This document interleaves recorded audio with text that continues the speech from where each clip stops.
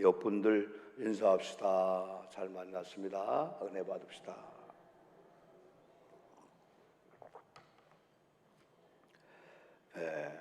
지금 우리가 교회 설립 121주년을 이렇게 맞이하면서 교회 존재 이유와 교회 존재의 목적이 여러 가지 표현하지만은 하나님의 영광을 위해서 존재한다.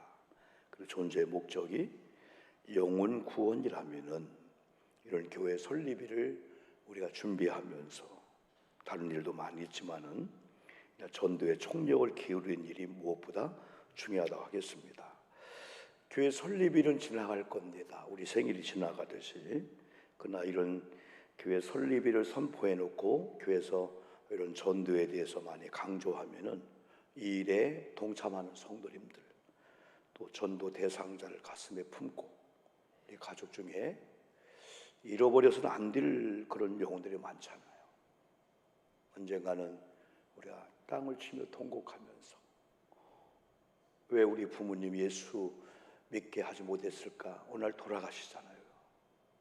아직 기회가 있기 때문에 교회에서 이런 큰 그림을 그려줄 때 우리는 멀리 가서 전도 못하지만은 내 가족의 내 남편, 내 아내, 우리 부모, 나와 함께하고 있는 내 자녀만큼이라도 정말 신비에 그들의 이름을 올려놓고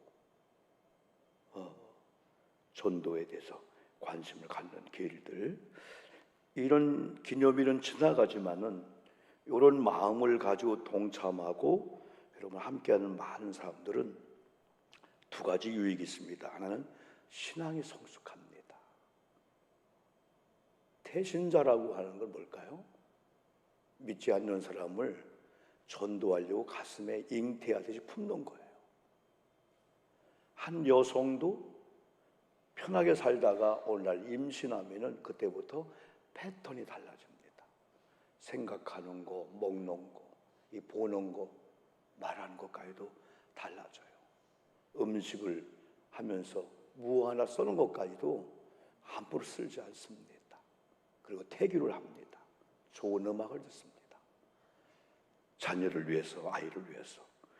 우리가 이렇게 전도 작전 하다 보면은 모세나 바울도 내가 다른 사람을 전도해서 구원하려고 하다가 내 영혼이 죽으면 안 될까? 그래서 더 하나님 관계를 더 열심히 하듯이 우리가 예배 생활, 기도 생활, 저도 영성 생활을 더 많이 합니다. 많은 사역들을 좀 끊고 오직 말씀을 준비하고 기도하고. 왜냐하면 저희 교회가 여러분 이렇게 되는가 했는데 화요일날, 목요일날은 파라솔을 가지고 우리 교회 전도 마차를 가지고 병원 앞에서 겨울에는 빈대떡을 붙였어요. 지금은 직접 만든 냉식혜와 냉수를 가지고 주변의 분들 드리면서 전도를 하고 있어요. 매일 전도를 하고 있어요. 우리 전도 사역부 단톡방 있는데 거기에 사진들도 올라오고 보고가 올라와요. 이게 가능했었을까? 그런데 가능하고 있어요. 매일 월요일 날도 토요일 날도 여러분들이. 또 한 가지 유혹은 전도에 대한 열망이 생깁니다. 전도에 대한 열망은 하나님 아버지 마음을 갖는 거예요. 하나님 생각에 초점을 맞춥니다. 그러면서 전도에 대한 이런 자신감입니다. 사람이 아무것도 안 하면은 그냥 아무 역사가 일어나지 않아요. 그냥 뭔가 하면은 넘어지고 실수하지만은 바로 역사가 일어난다. 오늘 본문을 보면은 잃었다가 얻은 영혼이라는 그런 제목이 여기 나오는데, 첫 번째는 돌아온 탕자의 형의 이야기입니다. 대개 누가복음은 여러분 세 가지의 잃어버렸다가 찾은 사건인데 이건 비유입니다. 비유. 성경이 아니에요. 비유입니다. 이 비유는 목사님이 설교하면서 예를 들어서 예와 얘기할 때 그 예와는 복음이 아니잖아요. 진짜를 도와주려고. 그래서 이 비유를 통해서 하나님 마음을 알려주는 거예요. 그런데 이 잃어버린 사건에서 돌아온 탕자는 포커스를 맞추고 주인공처럼 많이 설교했는데 탕자의 형에 대해서는 그렇게 언급하지 않아요. 그냥 나쁜 사람 취급합니다.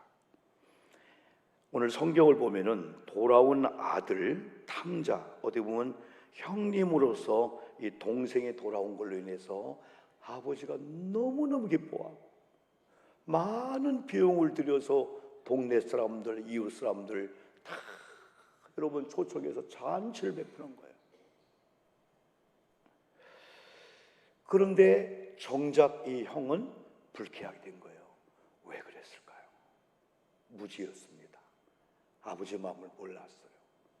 평생에 아버지와 함께 산다고 하면서 아버지가 동생이 나간 다음에 밤잠 안 자면서 식음을 거의 전폐하면서 동생을 기다리는 그 마음도 참 몰랐고, 이렇던 동생이 돌아왔을 때 우리 아버지가 얼마나 기쁘셨을까 그조차 몰랐다고 하는 것은 아버지의 관계가 썩 좋은 건 아니었다는 거예요.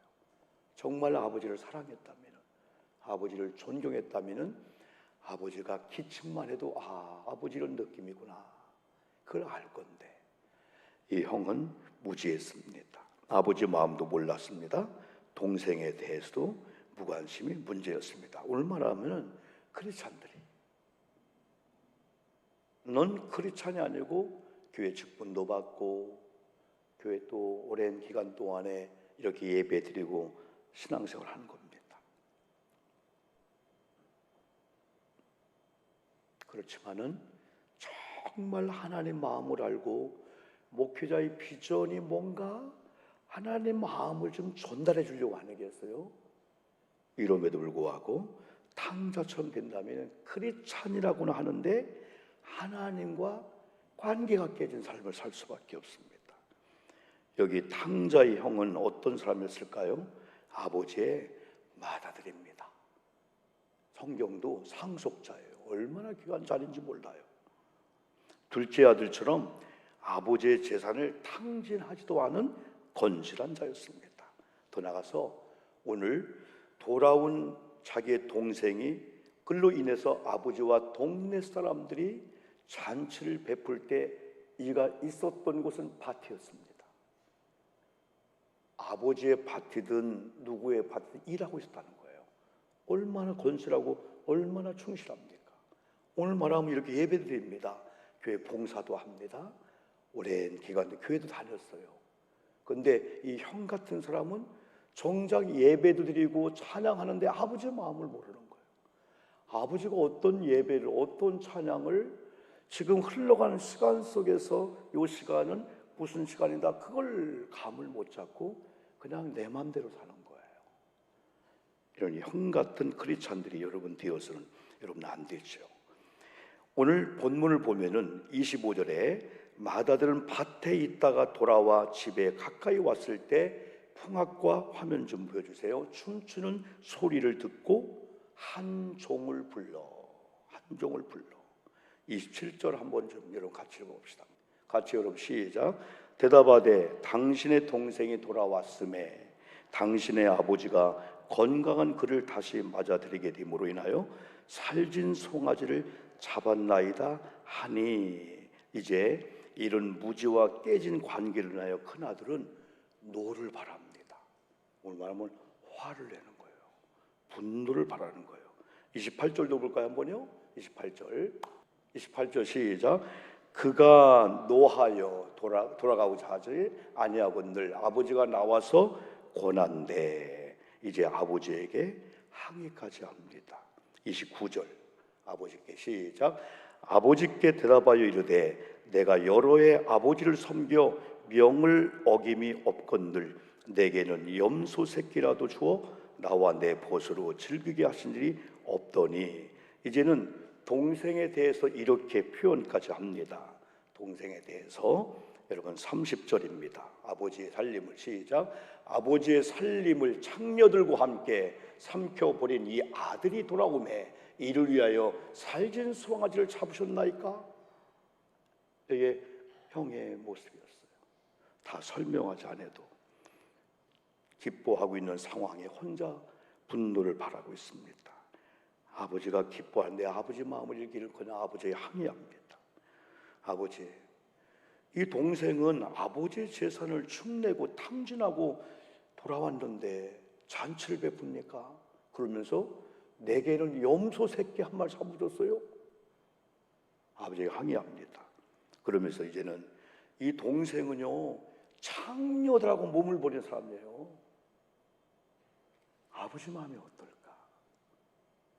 내가 사랑하는 아버지, 형아, 네가 사랑해야 할 동생인데 같이 같은 마음을 가지면서 막 기쁘고 즐거워서 아버지 그랬군요. 더 기뻐해야 돼요. 더 잔치를 베풀어야 돼요. 동생이 돌아왔군요. 이게 정상적인데 오늘도 교회 안에 교우들 관계 속에서 저 교회만 없으면, 우리 가정에서 우리 형만 없으면, 우리 동서만 없으면, 이게 바로 요 크리스찬이 아닌 넌 크리스찬들도 돌아온 동생의 형 같은 자세로 신앙생활할 수 있다는 겁니다. 둘째, 아버지의 마음은 이렇습니다. 여기서 우리는 이 비유를 주신 하나님 아버지 마음, 예수님의 마음을 읽을 수가 있습니다. 큰 아들에 대한 아버지 마음은 이럽니다. 야, 내 것이 다 네 건데 너 받아들라냐? 그러면 내 재산과 내 모든 게 다 네 거야. 네 마음대로 하면 되는 건데. 31절 볼까요? 아버지가 시작. 아버지가 이르되 예, 너는 항상 나와 함께 있으니 내 것이 다 내 것이로되. 탕자에 대한 아버지 마음이 두 가지를 표현해 주고 있는 거예요. 이게 하나님 아버지 마음이에요. 아무리 형이 과소평가하고 뭐 창기들과 창녀들과 아버지 걸 탕신해서 아버지가 그랬냐? 같이 분노하게 만들 소수가 있었어도 그는 이렇게 32절에서 표현합니다. 32절 시작. 이 네 동생은 죽었다가 살아났으며 내가 잃었다가 얻었기로 우리가 즐거워하고 기뻐하는 것이 마땅하다 하니라. 여러분, 우리하고 생각이 틀릴 수가 있어요. 동생이 왔네? 저놈 봐라 저거. 그러지 않고 큰아들한테 이는 죽었다가 살아난 아들이야. 내가 잃었다가 얻은 아들이야. 이걸 통해서는 2년이든 3년이든 5년이든 집을 떠나 돌아온 과정까지 아버지는 찾기를 위해서 기다리고 찾고자 노심초사 그랬다는 것을 읽어볼 수가 있는 거예요. 근데 저도 자녀지만은 부모 마음을 잘 몰라요. 사실은. 우리 아버님도 2005년도에 한나라 가셔서 거의 20주기가 됐지만은 최근에 목회하면서 알겠어요. 아버지 마음을. 어머님 92세 건강하게 살고 계시지만은 모를 때가 참 많아요. 목사로서 쭉 저도 어제 가정 글 하나 쓰면서 불효에 대해서는 상상도 못했고 효도 불효를 뭐 해본 그런 기억들이 많이 없을 정도로 바르게 살려고 워낙 신앙이 일찍 들어왔으니까. 그런데도 돌이켜보면은 후회할 것 같다. 어머님 돌아가시면 더 잘해드릴 걸, 더 잘해드릴 걸. 죽을 고비를 몇 번 넘기셨어요. 그러면서도 오직 신앙, 오직 예수, 하나님 허락한 교회 담임 목사 비전을 헌신하면서 가끔 말씀드리지만 70년을 삭방한 실로 6남매 중에 5명을 그래도 감사하게 3명의 목사가 나오고 큰딸 사위 부부가 선교사가 되고 43명이 신앙생활을 잘하고 있어요. 증손 11명까지. 저는 자랑이보다도 우리 가정의 그런 모습을 너무 알기 때문에 와, 복음이 안 들어왔더라면 상상도 못하는 거예요. 그래서 저는 누가 되게 하나님 살아계셔야 되고 하나님 살아계시다. 그 열매를 지금 다 두고 계시는 거예요. 92세신데 그 열매를 다 드시고 계신 거야. 여러분, 부모의 마음은 잘 몰라 자녀들이.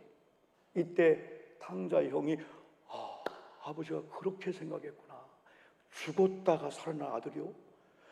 여러분 얼마나 기쁘고 얼마나 즐겁고 막 춤을 추고 난리가 나지 않을까요? 내가 아버지 마음을 몰랐구나. 아버지와 평생을 살면서 아버지 마음을 몰랐구나. 내가 이렇게 예배드리고 수십 년 신앙생활 하면서 하나님 아버지 마음을 몰랐구나. 하나님 아버지 마음을 품은 교회에 우리 목사님이나 우리 사역자들이나 우리 권사님들이 그런 마음을 갖고 그렇게 헌신하고 봉사했구나. 그런 마음을 내가 몰랐구나.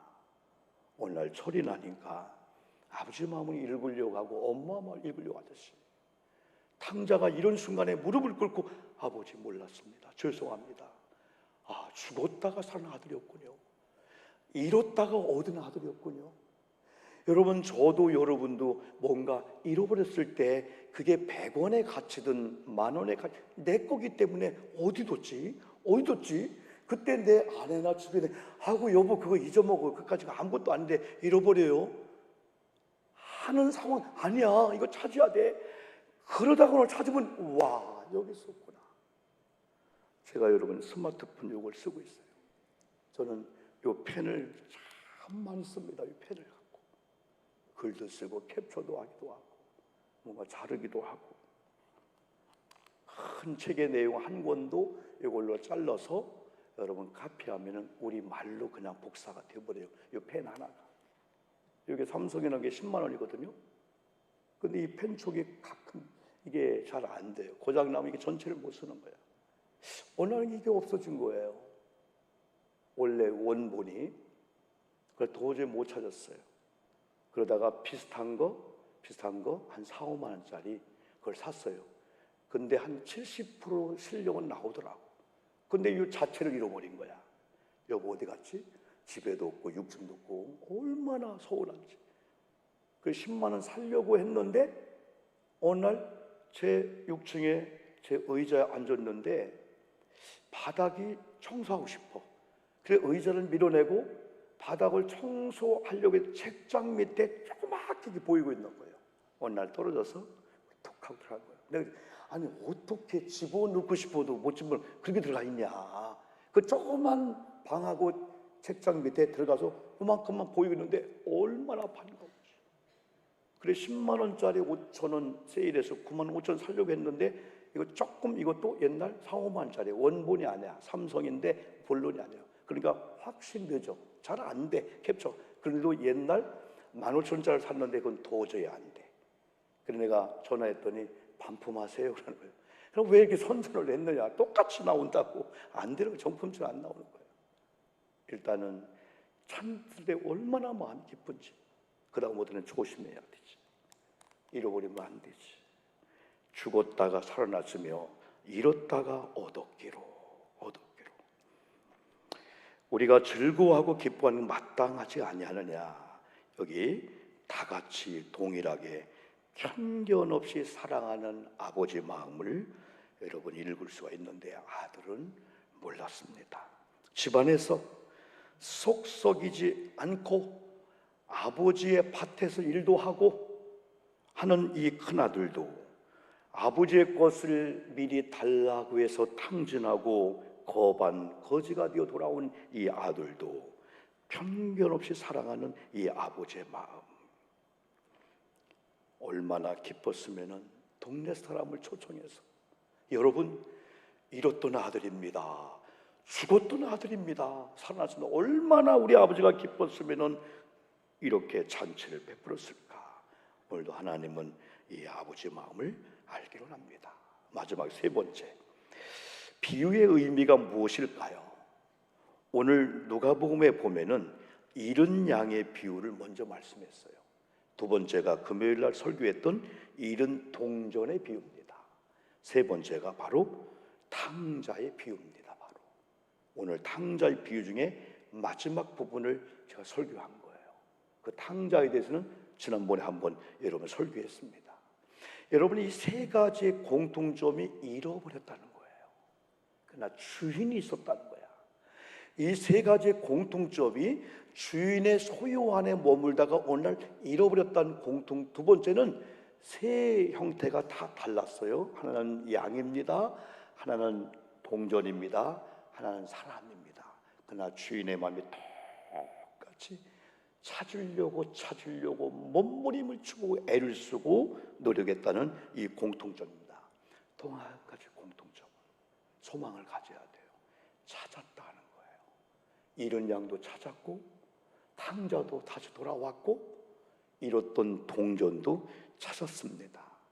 두 비유가 주인의 마음을 알았든 못 알았든 양이나 탕자는 어느 날 내가 잃어버린 상태에 있구나. 내가 거지네. 내가 돼지가 먹는 죄 없는 열매를 먹네. 우리 아버지의 품꾼도 아버지의 그 자유를 누릴 건데 아마 이런 양도 음매음매 부르면서 우리 주인 어디 갔지? 어느 골짜기에서 어느 벼랑에서 몸부림을 쳤을 거예요. 근데 두 번째 비유 중에 드라크마는 금요일날 제가 설교했는데 잃어버렸음에도 불구하고 잃어버린 것조차 모르고 나중에 주인이 찾았을 때 주인이 이렇게 찾았구나 그런 것도 모르고 또 주인이 찾았을 때 감사합니다 그런 것도 모를 때가 많아요. 우리 전도자 입장에서 그렇게 애쓰고 그렇게 힘썼는데도 전혀 상대방이 전혀 문의가 아니야. 그래도 우리는 동전을 잃은 동전의 주인처럼 찾아야 된다. 그가 감사하지 않아도, 그가 나를 알아주지 않아도. 오늘 우리가 이런 하나님을 섬길 때 꽃꽂이를 하고 교회 청소하고 주방 봉사하고 한 줄 예배 전에 사역 동영상 봤잖아요. 최소한도 10가지 내지는 12사역이 계속 돌아갑니다. 거기다 목사님의 개인적인 거 포함하면 어마어마할 거예요. 그런 가운데도 내가 했습니다. 별로 얘기할 필요가 없는 것은 하나님을 사랑하고 하나님께 했는데 누가 좀 덜 알아주면 어떨까? 이게 성숙한 크리스찬일수록 사람에 대해 자유한 거야. 사람의 박수, 사람이 알아주는 거. 내가 꽃꽂이 했는데 목사님이 다른 분이 했다고 다시 얘기하는 거예요. 그럴 수가 있나? 비칠 필요가 없어요. 왜? 아버지께 했으니까. 아버지 마음이 얼마나 기쁠까? 우리 하나님이 얼마나 기쁠까? 이 동전은 드라크마는 주인이 그렇게 막 그냥 저도 자동차에 100원짜리 하나 사느라고 막 의자를 띄워버릴까 이거?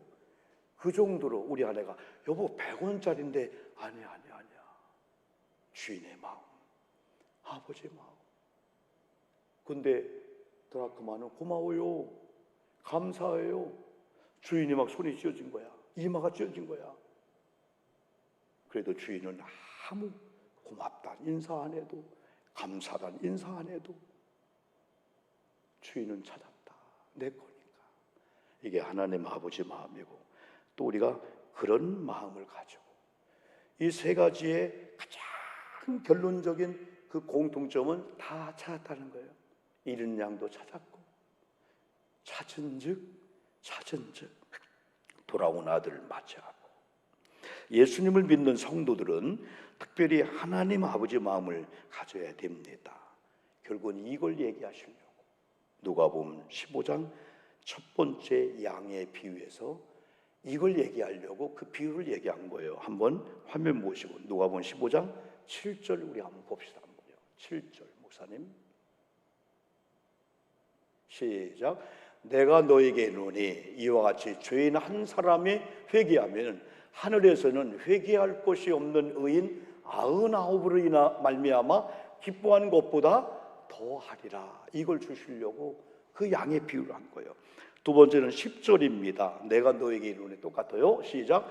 내가 너에게 이르노니 이와 같이 죄인 한 사람이 회개하면 하나님의 사자들 앞에 기쁨이 되느니라. 32절을 아까 표현입니다. 와, 이런가? 우리가 생각하는 거 아버지 생각하는 게 달랐습니다. 이 네 동생은 32절 시작. 이 네 동생은 죽었다가 살아났으며 내가 잃었다가 얻었기로 우리가 즐거워하고 기뻐하는 것이 마땅하다 하니라. 결론입니다. 전도는 생명을 살리는 일, 전도는 성령의 능력으로 가능하고 전도 한 영혼 구원시키는 것은 가장 중요한 일이고 긴급한 일입니다. 내일이면 늦을 수가 있습니다. 특별히 연세 드신 분이 많이 오셨는데 젊은 우리 입장 보면은 부모님이 안 기다려주더라고요. 70이 되시고 80이 되시면 밤새 안녕이라고 어느 날 그냥 돌아가시더라고 보니까. 그만큼 약해졌기 때문에. 그래서 연세가 한 80 이상 되시면 항상 준비합니다. 돌아가실 준비합니다. 내가 이런 상태로 내가 숨을 멈춘다면은 두렵지 않아요? 바르게 믿어야 되잖아요. 미워하고 시기 다투고 질투할 시간이 없습니다. 사랑하기도 바쁜데. 에어 인디아 171편 여객기가 추락사고로 269명이 죽었대요. 저도 비행기를 타지만은 마에 8분, 마에 11분. 이륙할 때 한 3분에서 5분, 착륙할 때 3분, 5분이 가장 중요하고 위험하다는 거예요. 이륙을 하고 30초에 퐁 하고 냄새가 났답니다. 그러니까 이륙을 한 거예요. 5분 뒤에 기숙사로 그냥 추락을 한 거예요. 기숙사에 있는 한 사람도 어려움을 당해요. 그러나 그 중에 좌석 11번 A에 탄 사람이 한 명이 살아난 거야. 그 자리는 아니 왜 나를 이런 자리 줘요? 그런 자리라는 거야. 꼭 거기에 앉아야 되는 건 아니지만은 살아났어요. 한 분이 기사에 톱으로 나왔어요. 차가 연착되어서 막 달려갔는데 딱 10분 늦고 문을 닫아서 막 사정했답니다. 나 이거 타고 가야 영국에 우리 자녀를 만납니다. 안 됩니다. 그냥 출발했는데 5분 뒤에 사고 났을 때 이 사람의 마음이 어땠을까? 지난번에 무안국제공항에 제주항공 2명이 살아났습니다. 기체가 떨어져 나가는 거기에 있던 승무원들입니다. 이런 걸 볼 때 사는 분은 사는구나. 그러나 죽는 분들. 그러나 아까 11번 A에 탄 사람이 살았잖아요. 정신이 든 다음에 자기가 살은 걸 기뻐하기는 잠깐이고 통곡하면서 우리 형님이 같이 탔는데 형은 죽었다는 거야. 저는 그걸 보면서 우리 아버지가 죽었다가 살아난 아들이야. 우리 함부로 성도들 함부로 포기해요. 걔는요. 그러면 안 되겠구나. 하나님 아버지 마음은 동일하구나. 누구나 똑같이 살아가는구나. 전도작전 하다 보면 교우들이 한 명이 전도되어서 교회에 정착하기까지 얼마나 힘듭니까? 중간에 얼마나 많은 파동이 생깁니까? 그렇다면 지금 옆에 있는 우리 교우들이 얼마나 소중할까요? 전도하다 보면은 한 영혼 전도가 여러분 쉽지 않은 것처럼 이미 권사님들, 장로님들 교회 충성하고 고마운 게 있죠. 목사님 나도 그렇지만 우리는 어떻게 해야 될까요? 목자의 심정이라는 이 찬양의 이 가사에 오늘 예수님의 마음이 나왔어요. 복음성가 부르면서 준비한 예물을 드리겠습니다.